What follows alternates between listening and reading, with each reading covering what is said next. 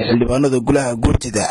ayaa gudoomiye Salebaan ku canaantay in golaha guurtidu iyo xukuumadda Soomaaliland ay ka gaabiyeen deminta xaaladda colaadeed ee beelaha walaalaha ku dhexmartay deegaanka dhumay ee koonfurta gobolka Sool. arrin dib baa ka taagan gobolada bariga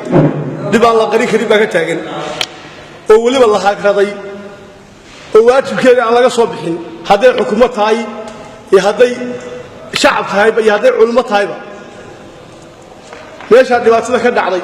anoo mudana horta marka horeysa waa joogay goob joog baan ka dhacday dambe u dambeysay ee dhacday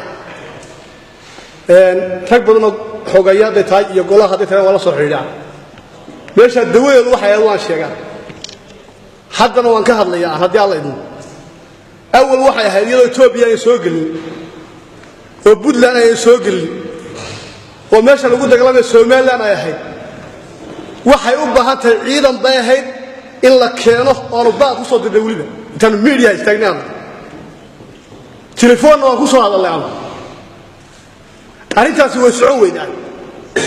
marka nabadgelyo meel laga dhigay nabadgelyadu ay ka dhacday dhulkaaga ay ka dhacdayna ama deegaanka xukuumadda Soomaaliland ay ka dhacdayna in cid kala gasho macquul ma waxa aqliga garan ma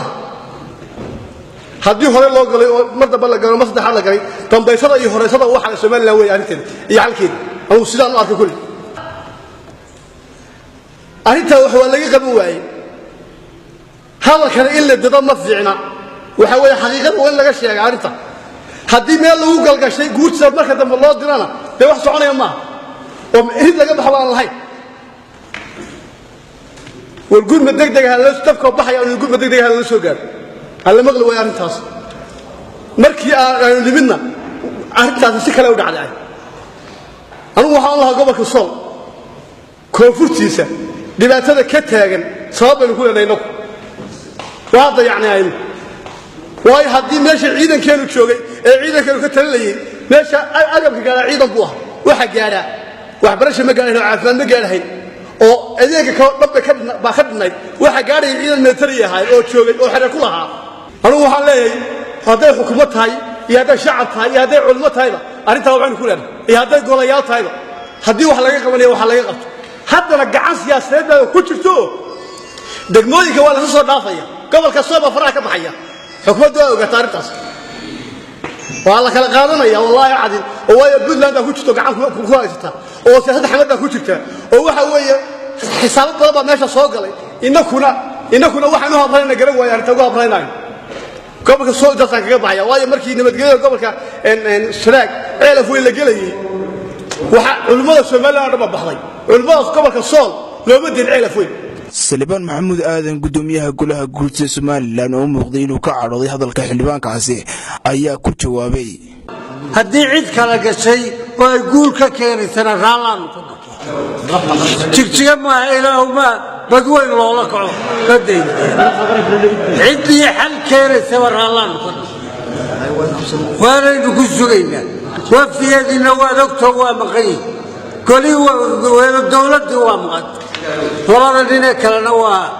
Cabdixakiim iyo Axmed Nuur booy meesha kabtidin ka xoqay dawladdan iyo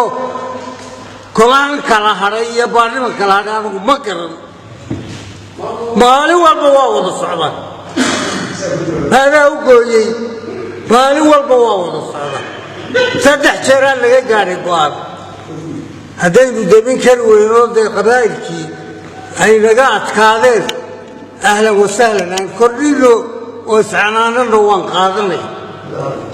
ana rodka kordhino laakiin waxba laga qaban maanta ka bacdi ay celiyeen hadda lagu maqay oo shala lagu maqnaa oo hadda dawladii labadaba ciidamadii fadhiyaan bayda kale ugu kala fadhiyaan ciidamadii baa jooga runta isku sheeg arrintu waxay ku dhanta waraan kordhino orodka oo wixii la xukumay hal dhamaystiro hadda qolada bariga shishe xagga karneel soo hubka la isula tegay ciidanku ma haysata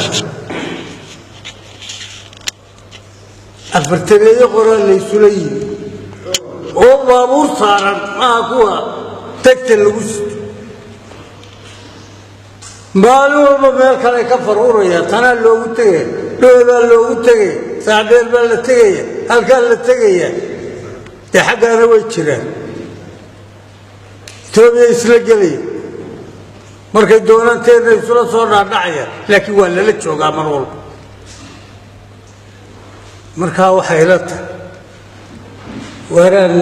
orodka kordhinna uun ku daayay laakiin cid la canaantaa ma jiraan anigu arkaya dowladdii maba fadhiisane maxaynu canaan oo cabdisalaan axmed cawad cabdi jarmani wararka telefishinka Ariel Hargeysa